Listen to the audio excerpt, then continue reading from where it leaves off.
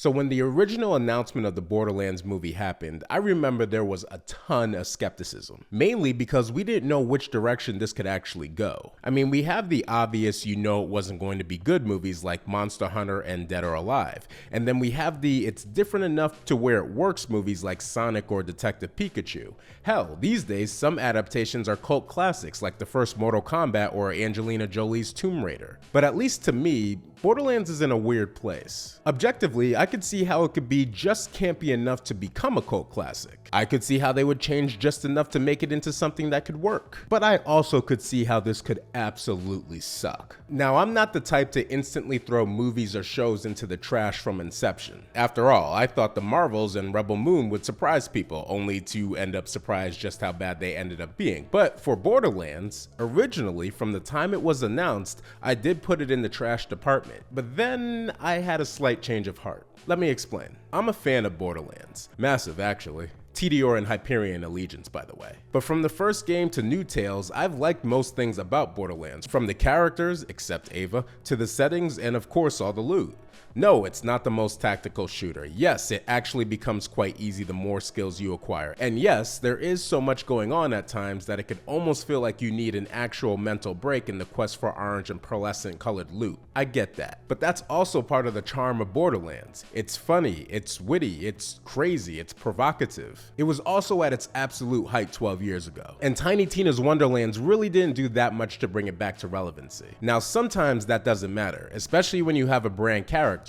But in most cases, even for some of the biggest names, it does, especially if you're not going to do the property correctly at the baseline level. Please, pardon me. Old wounds. So while the Borderlands franchise enjoyed incredible successes in the video game realm, the decision to adapt it into a feature film of course raised questions about its timing and relevance. And when you add in the society that we currently live in these days, you can't help but also wonder how much they're going to tone down that humor as well. Now, during 2012 to 2015, when Borderlands was at the peak of its popularity thanks to Borderlands 2, yeah, but since then, while the series has continued to maintain a dedicated fan base, myself included, objectively, its impact has waned over time. So by the time the movie adaptation was announced, there were many that couldn't help but go, why? Furthermore, the landscape of video game adaptations in film has evolved significantly since the Borderlands series was at its peak. While there was a time when video game movies and shows were few and far in between, recent years have seen a surge in adaptations with varying degrees of success. I've already mentioned Detective Pikachu, Monster Hunter, and Sonic, but in the last 3 years alone, we've had Mario, Uncharted, Arcane, Mortal Kombat, Five Nights at Freddy's, Castlevania Nocturne, Halo with no helmet, The Witcher, books be damned, although it doesn't do a good job of adapting either, The Last of Us, which to me is slightly overrated, Gran Turismo, which to me is kind of underrated and less of an adaptation and more of a biopic, and even Twisted Metal made it to TV.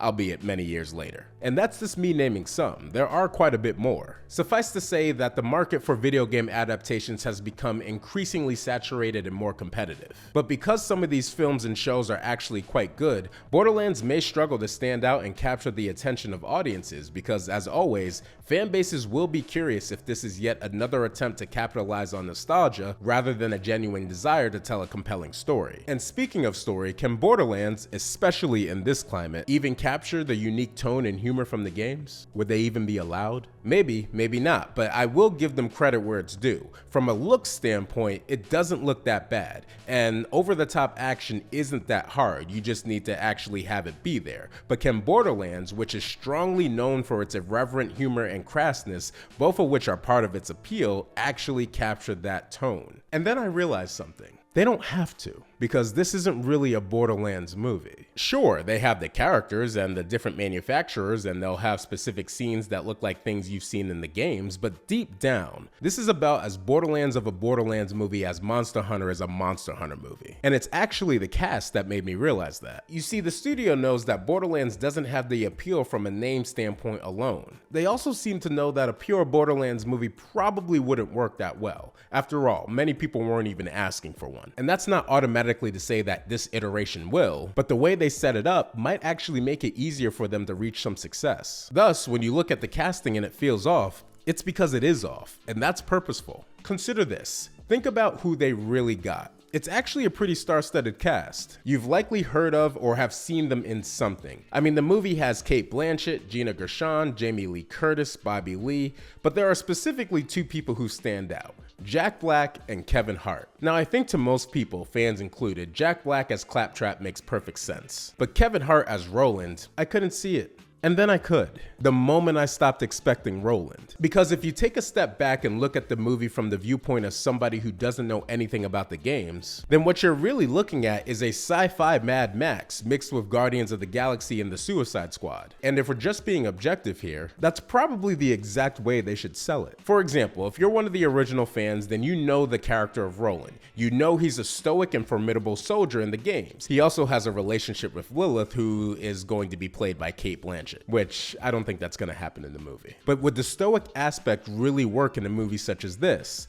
Probably not. It makes perfect sense game-wise considering the narrative that the storyline follows, but we won't have time to have that fleshed out. So instead, why not have somebody who can play the straight man, but in a comedic format? I mean, if you look at it in that way, then technically, Kevin Hart makes a lot of sense. No, he doesn't look the part. But then again, if you know nothing about the character, then the whole world looks ridiculous. So is Kevin Hart really out of place? Well, probably. But surprisingly, I can roll with it. Of course, there are other issues that come to the forefront. Lilith is going to be much older. Yes, she's in her 20s/low 30s in the game, but that's not what's going to be the case here, or at least I hope they don't try to act like it's going to be. But will she be anything like Lilith? Probably not. Jamie Lee Curtis as Tannis seems interesting enough, but if you know Tannis, you know that her eccentric nature and quirkiness is the literal basis of her character. So if you don't have that, then it's not really Tannis. Tannis is also much younger, but I digress. Then you add in the fact that there was not a chance in hell that they weren't going to include the fan favorites of Tiny Tina and Krieg. But ironically, Mordecai and Brick are nowhere to be found, which I actually find the absence of Brick interesting because out of nearly everyone, he should have been one of the easiest people to cast, considering how the big brute who's actually extremely nice on the inside is a literal movie trope. That being said, Gina Gershon will be Mad Moxie, and while she might actually be the best casting looks-wise, we know good and well that they're not going to let Moxie actually be Moxie. Thus, Borderlands is in a spot where they understand the brand identity that made the games popular in the first place,